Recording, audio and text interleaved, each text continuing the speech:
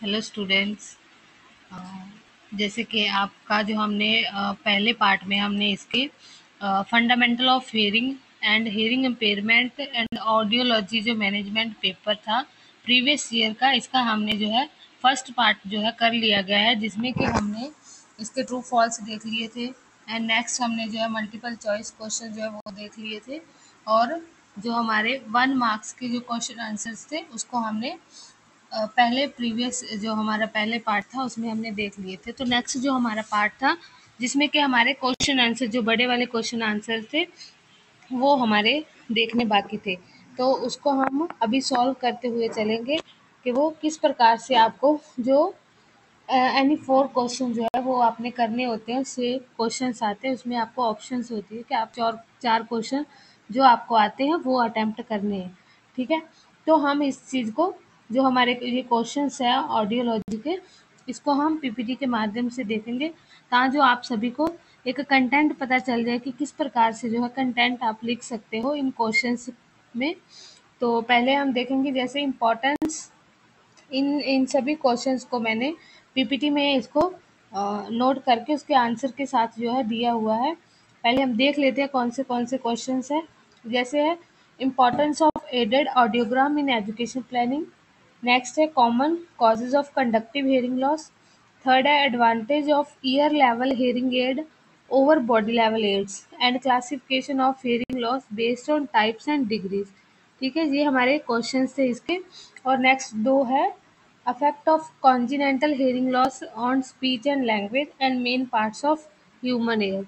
ठीक है, तो इसको अभी हम जो है पीपीटी के माध्यम से इसको पढ़ेंगे ताकि जो आपको आसानी से समझ आ जाए। ठीक है, ऑडियोलॉजी मैनेजमेंट का जो पेपर था हमारा, उसके जो हमारे शॉर्ट क्वेश्चन जो और लॉन्ग क्वेश्चन है वो इसमें मैंने आपको आंसर के साथ दे दिए हैं। पहले हमने क्वेश्चन पढ़ा था इम्पोर्टेंस ऑफ हमारा aided audiogram in education planning.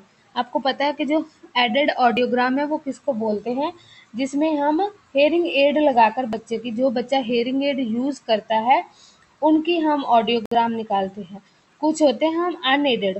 Unaided में क्या होता है, जो बच्चे जो है हेयरिंग एड यूज़ नहीं करते, जो सामान्य बच्चे, मान लो जैसे सामान्य बच्चे बोल सकते हो जिनके पास बची हुई श्रवण क्षमता होती है, तो वो हेयरिंग एड यूज़ नहीं करते। जब बहुत ही स्वेयर या प्रोफाउंड वाले वो भी यूज़ नहीं करते, तो उसको हम अनएडेड उनका अनएडेड ऑडियोग्राम निकालते हैं। तो एक हमारा अनएडेड होता है।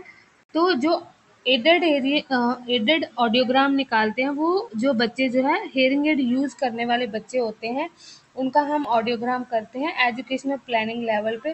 तो उसकी इम्पोर्टेंस क्या है, ये क्वेश्चन जो है हमारा पूछ रहा है। तो इसका आंसर जो है, जैसे आपको पता है कि श्रवण यंत्र, जो पहले मैंने इस प्रकार से लिखा है कि आपको एक क्वेश्चन फॉर्म पता चल जाए किस प्रकार से लिखना है।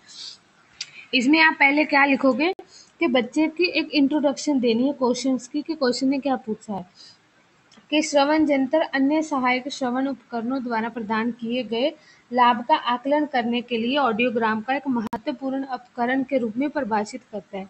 कि जो भी हमारे श्रवण यंत्र होते हैं, अलग अलग प्रकार के हेयरिंग एड्स, वो हमारे सहायक करते हैं वो सुनने के लिए, और उनके जब हम आकलन करते हैं, जैसे कि असेस करते हैं कि वो कितने डीबी तक सुन सकता है, उसको जब हम ऑडियोग्राम ऊपर निकालते हैं तो वो इस प्रकार से हमें परिभाषित किया जाता है। तो उसकी इम्पोर्टेंस क्या क्या है कि एक तो वो आइडेंटिफाई कर देता है कि हमारा हेयरिंग लॉस है जो कितने डीबी तक है, हम माइल्ड में आते हैं, मॉडरेट में आते हैं, स्वेयर है, प्रोफाउंड है, तो वो आइडेंटिफाई करने में हमारी हेल्प करता है। नेक्स्ट क्या है हमारा इंडिविजुअल एजुकेशन प्लान। अगर बच्चे की जो है बहुत सारी दिक्कत आ रही है तो उसके लिए हम इसकी फुल फॉर्म, इसकी शॉर्ट फॉर्म जो है IEP।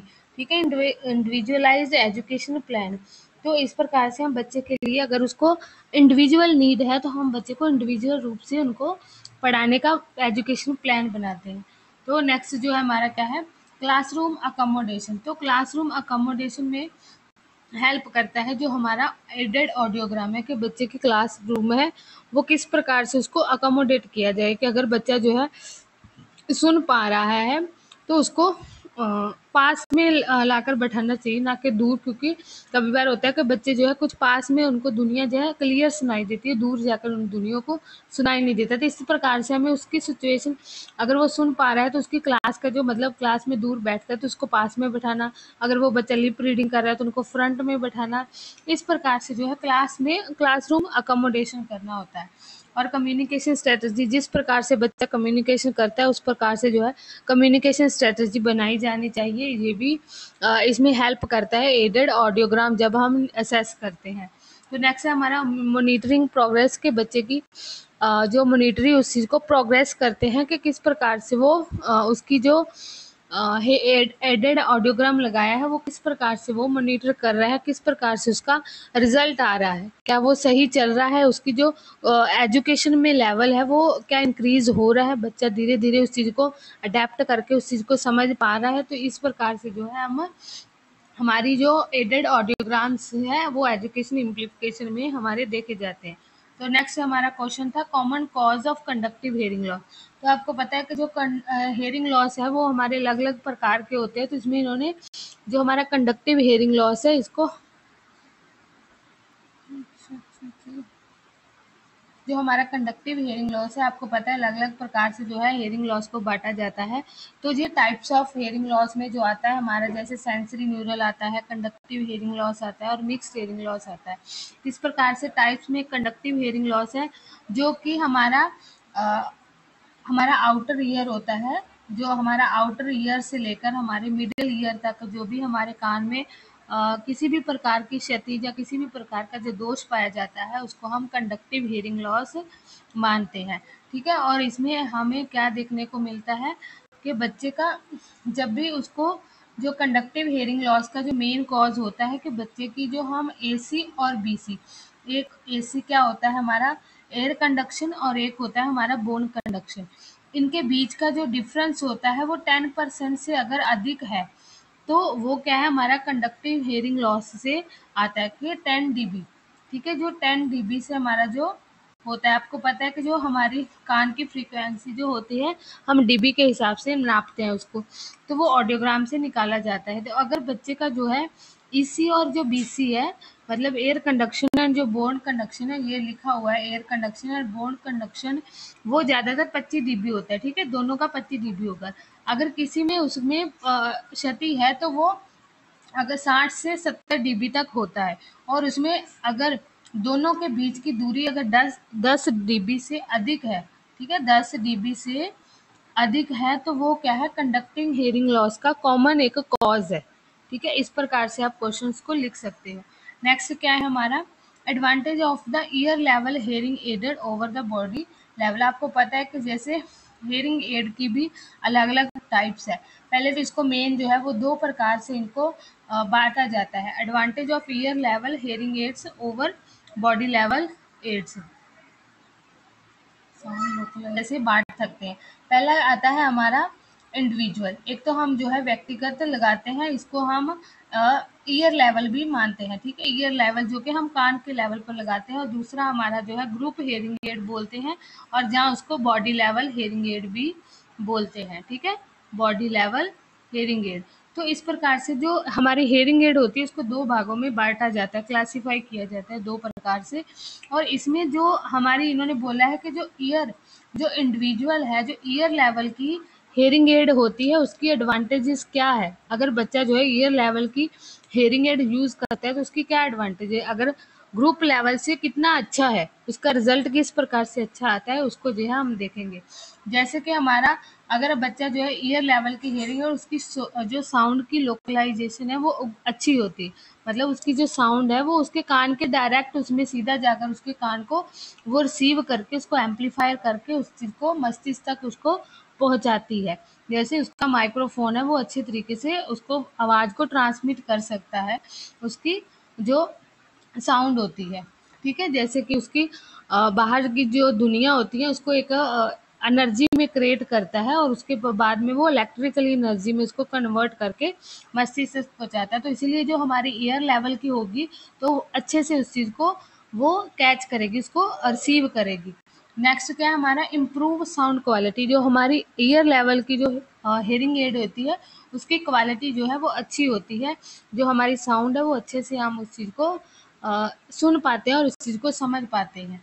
क्योंकि जो हमारी ग्रुप हेयरिंग एड है वो सभी के साथ कनेक्टेड होती है। कभी बार हो सकता है कि सही से आवाज़ ना चल रही हो, कभी बार मशीन की कोई खराबी हो जाए, सही से आवाज़ ना पहुंच रही हो किसी के पास, क्योंकि सभी में अलग अलग प्रकार की एक ही जो वायर है उसके साथ कनेक्टेड होते हैं। तो इसीलिए जो अपनी इंडिविजुअल लाइफ होगी, जैसे व्यक्तिगत हेयरिंग एड होगी, तो बच्चा अपने अकॉर्डिंग उस चीज़ को अडेप्ट करके उस चीज़ को ईजिली जो है कंफर्टली वो पहन भी सकता है और उसको इसमें मूवमेंट भी कर सकता है। क्योंकि जो हमारी बॉडी लेवल की हियरिंग एड है उसमें मूवमेंट कभी बार जो बाधित हो जाती है, मतलब बच्चे को वहाँ स्टिल रहकर ही वो उसको सुननी होती है बातें। तो ये इसी प्रकार से भी कंफर्टेबल मानी जाती है।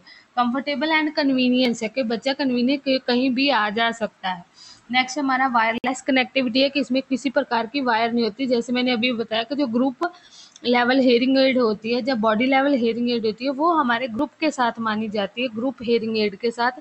इसीलिए वहाँ जो है हमारा चलना फिरना जो है बाधित हो जाता है, हमें एक जगह बैठकर ही हमें आवाज़ों को सुनना पड़ता है। नेक्स्ट है हमारा ऑटोमेटिकली एडजस्टमेंट। तो इसका जो एडजस्टमेंट है वो भी ऑटोमेटिकल तरीके से हो जाता है, किसी के पास नहीं, बच्चा जो है खुद इस चीज़ को बैटरी कंपार्टमेंट में देख सकता है, उसको स्विच ऑन ऑफ कर सकता है, उसको ऑटोमेटिकल तरीके से जो है वो कंफर्टेबली वो यूज़ कर सकता है। ठीक है, नेक्स्ट हम क्वेश्चन देखते हैं। Classification of the hearing loss based on types. आपको पता है कि जो हेयरिंग लॉस है उसकी भी अलग अलग टाइप्स में बांटा हुआ है। ठीक है, जैसे कि टाइप्स के हिसाब से मैंने आपको बोला कि conductive hearing loss, sensory hearing loss, ये देखो जैसे मैंने लिखा हुआ है टाइप्स के हिसाब से, फिर डिग्री के हिसाब से, इसी प्रकार से नेचर के हिसाब से भी बांटा गया है। ठीक है, तो इस प्रकार से जो हमारी हेयरिंग लॉस की जो है उसको अलग अलग प्रकार से हमें क्लासीफाई किया गया है। जैसे कि हमारा टाइप्स ऑफ हेयरिंग लॉस में जैसे आता है डिग्री लेवल में, उसमें conductive hearing loss, sensory neural और mixed hearing loss. Conductive neural मैंने आपको बताया कि हमारा आउटर से जो मिडल ईयर तक जो भी हमारे कान में किसी प्रकार का दोष होता है तो उसको हम कंडक्टिव हेयरिंग लॉस बोलते हैं। सेंसरी न्यूरल जो होता है हमारे मिडल ईयर से लेकर जो है हमारा इनर ईयर तक होता है, मिडल से लेकर इनर ईयर तक जो हमारे कान में किसी प्रकार का दोष, जैसे उनका जो हमारे कान के अंदर 3 बोन्स होती है उनका अच्छे से फंक्शन ना कर पाना, ईयर ड्रम में छेद हो जाना, तो वो जो हमारे इस प्रकार का इस कान में दोष होता है तो वो हमारा सेंसरी न्यूरल हेयरिंग लॉस होता है। और मिक्स्ड हेयरिंग लॉस जिसमें दोनों ही होता है कि बच्चे के जो है आउटर पार्ट से लेकर उसके मिडल के साथ उनका इनर ईयर भी अफेक्टेड होता है, तो उसको हम मिक्स्ड हेयरिंग लॉस कहते हैं। ठीक है, तो नेक्स्ट जो है हमारा क्या है, डिग्री के हिसाब से आपको पता है कि इसको माइल्ड, मॉडरेट, सीवियर, प्रोफाउंड, ये सब बांटा गया है। इस प्रकार से हम इसको लिख सकते हैं कि माइल्ड वाले हैं जो एजुकेशन ले सकते हैं सामान्य बच्चों के साथ, मॉडरेट वालों को भी कुछ हद तक सामान्य शिक्षा जो है उनको उपकरण देकर, उनको हियरिंग एड देकर सामान्य स्कूल में भेजा जा सकता है। फिर मॉडरेट, सीवियर और जो सीवियर वाले हैं उनको हियरिंग एड के साथ साथ हमें ट्रेनिंग देकर भी हमें उसको शिक्षा दे सकते हैं। और ये जो है प्रोफाउंड वाले हैं उनको एक स्पेशल स्कूल जैसे कि डेफ स्कूल में उनको शिक्षा ले सकते हैं। तो इस प्रकार से जो है अपने इनको लिखकर उनके साथ साथ थोड़ा थोड़ा डिफाइन भी करते जाना है, ताकि जो आपका एग्जाम है 4 मार्क्स का जो क्वेश्चन है वो अच्छे से प्रिपेयर हो जाए और उसके मार्क्स जो है आप अच्छे से ले सको।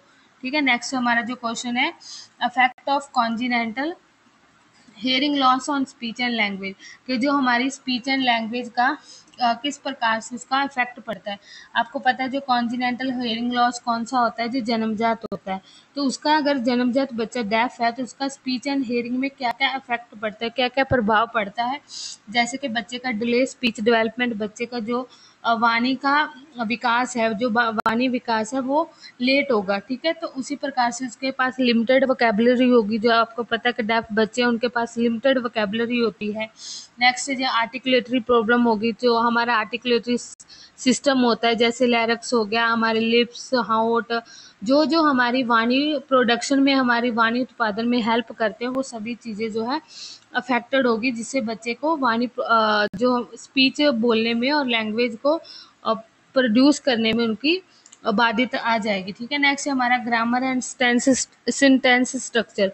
तो बच्चे का जो है ग्रामर भी उसके पास, जैसे कि हम सामान्य इंसान है जो सुन सुनकर सारी भाषा जो है अपनी मदर लैंग्वेज उसको सीख जाता है और उसको किसी भी ग्रामर की सीखने की ज़रूरत नहीं पड़ती। बट वहीं अगर डेफ बच्चा होगा तो उसकी जो ग्रामर है वो इतनी ज़्यादा सही नहीं होती, क्योंकि उसने जो भाषा है उसको सुना ही नहीं अच्छी तरीके से। तो इस प्रकार से उनकी जो भाषा है ग्रामेटिकल तरीके से वो सही नहीं होती, और उनका जो सेंटेंस स्ट्रक्चर है वो भी उन्होंने उनका सही फॉर्म नहीं कर पाते, क्योंकि उनको पता नहीं है किस प्रकार से हमें सब्जेक्ट लगाना है, किस प्रकार से ऑब्जेक्ट लगाना है। तो वो सब्जेक्ट वर्ब प्लस ऑब्जेक्ट को सही रूप में फॉर्म नहीं कर पाते। उसका यही कारण है कि उनके पास सुनने की सही क्षमता नहीं होती, तो वो जो है उस प्रकार से अफेक्टेड होती है हमारी स्पीच और लैंग्वेज में। नेक्स्ट है हमारा क्या है, सोशल कम्युनिकेशन। तो सोशल कम्युनिकेशन भी बच्चे का बहुत ज़्यादा जो है वो अफेक्ट करता है। बच्चा अपने समाज में रहकर भी अपने जो सामान्य समाज के साथ जो है अच्छे से कम्युनिकेशन नहीं कर पाता, और उसकी एक लिमिटेड जो है वो कम्युनिटी होती है जिनके साथ वो बातचीत कर पाता है। तो वो भी डेफ लोग होंगे, उनकी कम्युनिटी के साथ ही वो बातचीत कर पाएगा। बाकी जो अदर जैसे कि उसके फैमिली मेम्बर्स जो अगर हेयरिंग है तो उनके साथ भी उनका जो बातचीत है इतनी नहीं हो पाती, तो वो उनका कम्युनिकेशन स्किल भी है वो भी अफेक्ट होती है। नेक्स्ट है उसके एकेडमिक चैलेंजेस। तो एकेडमिक के जैसे शैक्षणिक चुनौतियां भी बहुत सारी बच्चों को देखी जाती है कि बच्चे को शिक्षा लेने में, क्योंकि बहुत सारे स्कूल्स जो हैं, इतने ज़्यादा स्कूल्स जो डेफ लोगों के नहीं होते, तो इसके कारण उनको जो एजुकेशन लेने में बहुत सारी जो उपलब्धियां मिलनी चाहिए वो नहीं मिल पाती। तो वो उन चीज़ों के चुनौतियों का सामना करते हैं। कई इंटरप्रेटर नहीं होते, कई बच्चे जो सामान्य स्कूल में बहुत 10 साल तक जो है सामान्य स्कूल में पढ़ते हैं, बट वहाँ जो है अपना जो क्रिटिकल टाइम पीरियड होता है, जैसे 0 से बर्थ से 3 साल, तो वो जो अपना टाइम पीरियड है वहाँ वो सामान्य बच्चों के साथ एक बोलने वाले शिक्षक के साथ जो निकाल देते हैं, तो वो जो टाइम पीरियड होने के कारण जो बच्चे का जो एकेडमिक में बहुत सारे चैलेंजेस को फेस करता है। इस प्रकार से आप जो है कॉन्जिनेंटल जो अफेक्ट है, जो जन्मजात हमारा हियरिंग लॉस होता है वो हमारी स्पीच और भाषा में लगा लो हमारे बाकी सभी डोमेन्स में भी बहुत ज़्यादा प्रभावित करता है। ठीक है, तो नेक्स्ट क्वेश्चन क्या है हमारा, main parts of human ear. जो ह्यूमन ईयर है उसके कौन से जो है मेन पार्ट है। ठीक है, main parts of human ear. तो इस प्रकार से आपको पता है कि जो ह्यूमन ईयर है उसको 3 पार्ट्स में डिवाइड किया जाता है। पहले को हम आउटर ईयर बोलते हैं, दूसरे को मिडल ईयर और तीसरे वाले को इनर ईयर बोला जाता है। ठीक है, आउटर ईयर में हमारा जो आता है हमारा पिन्ना, जो कान का पिन्ना होता है वो आता है, और ईयर कैनल जिसके द्वारा हम आउटर ईयर जो हमारा इस प्रकार से आता है कि ये इसको पिन्ना बोलते हैं, और जो पूरी कान की नली जहाँ तक हम कान साफ कर सकते हैं तो वो ईयर कैनाल भी हमारा आउटर कान का ही भाग होता है। और उसके बाद जब वो कान का हमारा ईयर ड्रम शुरू होता है, तो ईयर ड्रम से लेकर हमारा जो है मिडिल पार्ट जो 3 हड्डियों के साथ जो हमारी मेलेनियस इनकस स्टेपिस।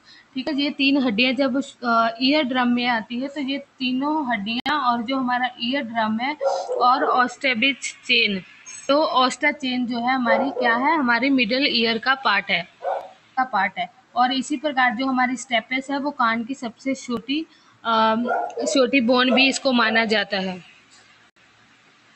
क्या है वो स्टेपिस होती है। ठीक है, तो इसी प्रकार से स्टेपिस को है एक प्रकार के उसका फुट प्लेट भी कहा जाता है कि घोड़े का जो फुट प्लेट होता है उसको स्टेपिस के कार की होती है। जो फुट प्लेट घोड़े की जो वो पैर रखने वाला होता है उस प्रकार का स्टेपिस का आकार होता है। तो इस प्रकार से इसको देखा जाता है। ठीक है, नेक्स्ट जो है हमारा क्या है, हमारा इनर पार्ट के कान के ईयर पार्ट में कौन सा होता है, आपको पता है कोक्लियम प्लांट होता है, वेस्टिबुलर सिस्टम होता है, ऑडिटरी नर्व सिस्टम होती है, और कोटी ऑर्गन होता है। ठीक है, जो कोटी ऑर्गन है वो मेन अंग होता है सुनने का हमारा, और जो कोक्लियम प्लांट है उसके अंदर जो है हेयर सेल्स होते हैं जो आवाज़ को ध्वनियों के साथ जो है वाइब्रेट करते हैं और जो मस्तिष्क तक हमारी आवाज़ को पहुंचाने में हेल्प करते हैं। इस प्रकार से जो है हमारे कान के जो 3 भाग हैं इसको बांटा गया है, तो इसके अलग अलग जो है ऑर्गन्स दिए गए हैं। ठीक है, तो आगे हम अपना नेक्स्ट देखते हैं जिसमें कि हमने एक हमारा बड़ा वाला क्वेश्चन जो है इसको लिया गया है कि किस प्रकार से आपने बड़ा क्वेश्चन लेना है। ठीक है, इसमें जैसे पूछा गया था प्रीवियस ईयर क्वेश्चन पेपर में, तो what is the auditory training and what are step in a auditory training, write about any one approach to the auditory training. ठीक है, तो इसमें जो आंसर में आप पहले लिखोगे कि जो श्रवण प्रशिक्षक है, जो भी हमारी ऑडिटरी ट्रेनिंग है, एक चिकित्सीय प्रक्रिया है और जिसका उद्देश्य होता है व्यक्तियों को ध्वनियों को समझना, पहचानना और व्याख्या करने की क्षमता में सुधार करना। ये सुनने की क्षमता में कमी, श्रवण प्रसंस्करण विकारों जहाँ कोक्लिया इम्प्लांटेशन, जो एक कोक्लिया इम्प्लांट किया होता है उससे गुजरने वाले जो भी व्यक्ति के लिए विशेष रूप से फायदेमंद होती है। जहाँ तो जिनके पास बची हुई श्रवण क्षमता होती है और जहाँ जिन्होंने कोक्लिया इम्प्लांट लगाया होता है उनके लिए ऑडिटरी ट्रेनिंग दी जाती है। ऑडिटरी ट्रेनिंग क्या होती है कि बच्चे को हम अलग अलग प्रकार की दुनिया सुनाते हैं और दुनिया की सुनाने के साथ उनको वही दुनिया को उनको रिपीट करना और उन चीज़ को समझकर उन चीज़ों को मस्तिष्क तक लेकर जाना, ताकि बच्चे की भाषा, उनकी वाणी जो है वो विकसित हो सके। और ऑडिटरी ट्रेनिंग जो है बच्चे की बची हुई श्रवण क्षमता का यूज़ करके हम उसको जो हेयरिंग एड वाले बच्चे हैं या कोक्लिया इम्प्लांट वाले बच्चे हैं उनको हम वाणी और भाषा जो है वो सिखाते हैं। ठीक है, तो ये एक प्रकार की ट्रेनिंग के रूप में भी दी जाती है बच्चों को। ठीक है, ये प्रशिक्षण जो है सुनने के कौशल हो गया, भाषण धारण, ध्वनि भेद, ठीक है, आवाज़ों में डिस्क्रिमिनेशन कर पाना, श्रवण स्मृति मतलब बच्चे की जो सुनने की मेमोरी है उसको विकसित करना, और जो ध्वनियों की लोकलाइजेशन की ध्वनि जो है किस और से आ रही है, किस साइड से आ रही है उसको पहचानना, और उनके लिए जो है ये डिज़ाइन किया जाता है हमारा ऑडिटरी ट्रेनिंग। ठीक है, और ऑडिटरी ट्रेनिंग के स्टेप्स क्या होते हैं, हमें पहले अगर बच्चे को ऑडिटरी ट्रेनिंग देनी है तो पहले हमें असेसमेंट करनी पड़ती है कि बच्चे की किस प्रकार की हेयरिंग लॉस है, जहाँ उसको किस प्रकार से कितना जो है बच्चे का लेवल है, उस प्रकार से हम असेसमेंट करने के बाद ही जो हम ऑडिटरी ट्रेनिंग है बच्चे को दे सकते हैं। विदाउट असेसमेंट हम उसको ऑडिटरी ट्रेनिंग किस प्रकार से देंगे वो हमें नहीं पता चलेगा। तो इस प्रकार से हमें जो पहला स्टेप होता है कि हमें पहले बच्चे को असेस करना है कि बच्चे को कहाँ प्रॉब्लम है, किस प्रकार की प्रॉब्लम है, कितना बच्चे को आता है, कितना नहीं आता है, क्या हमें सिखाना है, वो हमें एक लॉन्ग टर्म गोल जैसे हमें लक्ष्य निर्धारित करना पड़ता है और उसका प्रारंभिक मूल्यांकन जो है वो करना पड़ता है। और इसी प्रकार से हम जो है बच्चे का देख सकते हैं कि बच्चे को किस प्रकार का जो है ऑडिटरी ट्रेनिंग जो है वो देनी है। ठीक है, कई हर बार होता है कि बच्चे को शुरू से शुरू करना पड़ता है, जैसे उसको क्लैपिंग की आवाज़ देनी पड़ती है, चुटकी की आवाज़ देनी पड़ती है। ठीक है, डमरू हो गया, ड्रम हो गया, जूंजरी हो गया, तो वो क्या हमारी ऑडिटरी ट्रेनिंग है जहाँ बच्चे को हम आवाज़ देते हैं। और आवाज़ों में बाद में इसके स्टेप्स में भी आते हैं कि इसकी स्टेजेस कौन सी है, इसकी स्टेजेस आती है। जैसे पहले बच्चे को हम अवेयरनेस ऑफ साउंड देते हैं, बच्चे को अवेयरनेस की बच्चों की दुनिया की पहचान करवाते हैं।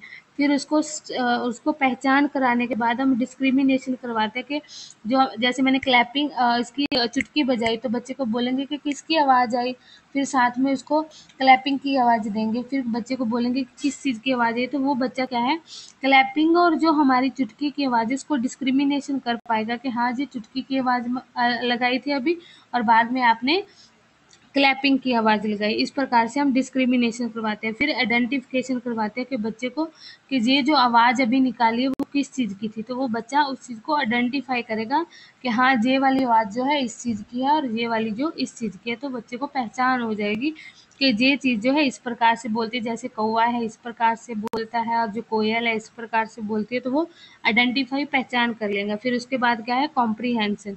तो कॉम्प्रीहेंशन क्या है, बच्चे को किसी प्रकार की उन दुनिया को समझकर उनको रिप्लाई करना और उनको मस्तिष्क तक लेकर जाना समझकर, तो यो होता है कि बच्चा कॉम्प्रीहेंस कर पाता है। इस प्रकार के इसकी स्टेजेस भी जो है बहुत इंपॉर्टेंट है।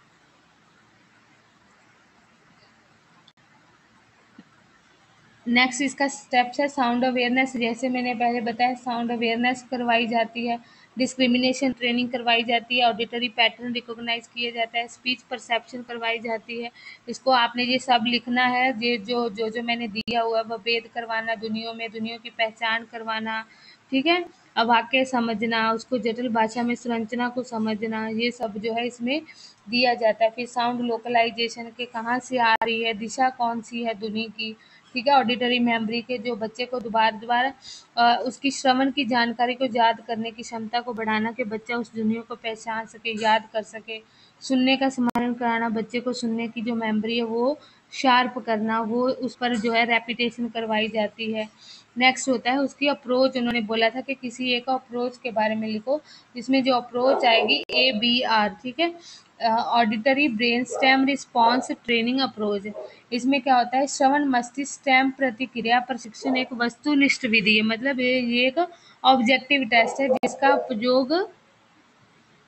उपयोग मुख्य रूप से सुनने की क्षमता, ये की कर दबा रूप से सुनने की क्षमता और उसकी श्रवण तंत्रिका, जो उसकी नर्व सिस्टम है, मस्तिष्क में जो स्टेम कार्य के निदान के लिए किया जाता है। हालांकि ये सुनने के कौशल में सुधार के लिए प्रत्यक्ष श्रवण प्रशिक्षक, मतलब कि उनको श्रवण मतलब ऑडिटरी जो ट्रेनिंग है वो दृष्टिकोण नहीं है इसका, कि डायरेक्ट नहीं दी जाती, लेकिन ये श्रवण क्षमता को आकलन करने और समझने का एक महत्वपूर्ण हिस्सा है। और खास करके जो बच्चे होते हैं उनके लिए व्यक्ति में जो अपने सुनने के अनुभव है उसको संप्रेषित नहीं कर सकते, ठीक है। बच्चे जो है इसमें जो हम ऑडिटरी अप्रोच देते हैं, ऑडिटरी ब्रेन स्टेम, इसमें बच्चे जो है वो उस प्रकार से जो है अपने आप को संप्रेषित, मतलब उस प्रकार से अपने आप को संप्रेषित नहीं कर पाते, बट इसमें जो है श्रवण प्रशिक्षण जो है ट्रेनिंग है वो डायरेक्ट नहीं दी जाती, इनडायरेक्ट रूप से जो है वो ऑडिटरी ट्रेनिंग जो है वो दी जाती है।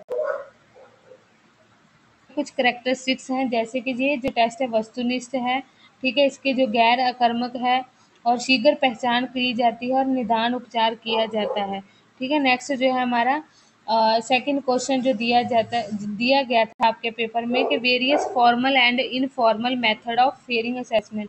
इसको मैंने एक फ्लो चार्ट की तरह से दिया है, बट इसी चार्ट को आप पहले फ्लो चार्ट बनाओगे, फिर बाद में इसके बारे में लिखोगे, तो आपके जो मार्क्स है वो बहुत अच्छे आएंगे। आप जब भी कोई आपको टाइप्स आती है या किसी प्रकार की क्लासिफिकेशन आती है, तो उसको इसी चार्ट में आप बनाकर फॉलो करोगे तो आपके जो मार्क्स है बहुत अच्छे आएंगे।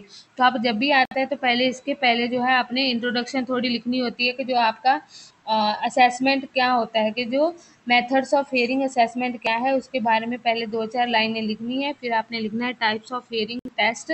तो जो टेस्ट होता है वो फॉर्मल एंड इनफॉर्मल होता है। आपको पता है फॉर्मल जो है एक प्रकार के मशीनरी रूप से, जहाँ एक टेक्निकली मदद से की जाते हैं। इनफॉर्मल में जैसे आपके 2 टेस्ट जो है आपके देखे जाते हैं, जो घर पे स्क्रीनिंग लगा लो वो भी इनफॉर्मल टेस्ट आता है। कॉइन टेस्ट हो गया, कि कॉइन की मदद से कॉइन की आवाज़ देकर उसको क्लियर किया जाता है। नेक्स्ट हम क्लॉक टेस्ट भी जो है हमारा इनफॉर्मल टेस्ट है।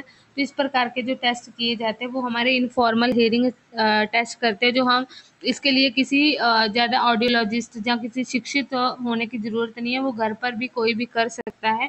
तो जो वो हमारे इनफॉर्मल हियरिंग असेसमेंट टेस्ट होते हैं। तो नेक्स्ट जो हमारे जो मेन है हमारे सब्जेक्टिव हियरिंग टेस्ट और ऑब्जेक्टिव हियरिंग टेस्ट। इसमें जैसे ट्यूनिंग फॉर्क है और प्योर ऑडियोमेट्री है एंड स्पीच ऑडियोमेट्री है। फिर इसमें है BERA brain stem evoked response audiometry and acoustic otoacoustic emission. इसमें और भी बहुत सारे हैं। ऑब्जेक्टिव टेस्ट में आप इनके बारे में पहले इस चीज़ को इस प्रकार से आप ग्राफ में बनाओगे, उसके बाद क्या करोगे, ट्यूनिंग फॉर्क में बारे में लिखोगे कि ट्यूनिंग फॉर्क क्या है। एक प्रकार के स्टील के टूल की तरह है, जिससे बच्चे के उसमें लगाने से आवाज़ चेक की जाती है, कि वो कंपन से जो है बच्चे की आवाज़ चेक करी जाए। इसी प्रकार से जो पहले आप सब्जेक्टिव टेस्ट लिखेंगे फिर ऑब्जेक्टिव टेस्ट लिखेंगे, जहाँ जो आपका क्वेश्चन है वो 5 या 6 पेज में मैक्सिमम जो है आपका 8 मार्क्स का क्वेश्चन है या 7 मार्क्स का क्वेश्चन है, वो मैक्सिमम जो है उसके 5 या 6 पेज भर जाए तो आपको जो है मार्क्स है वो सफिशेंट इस क्वेश्चन में, बड़े क्वेश्चन में जो आ सकते हैं। तो होपफुली आपको ये वीडियो जो है पसंद आई होगी। अगर आपको वीडियो पसंद आई है, इसको लाइक करना, शेयर करना, सब्सक्राइब करना, ठीक है, और बेल आइकन जो है वो उसको दबा लेना, ताकि जो आपको नेक्स्ट आने वाली वीडियो जो है आपको उसका नोटिफिकेशन मिलता रहे। Thank you so much. और आपके एग्ज़ाम के लिए सभी को all the best. Thank you so much.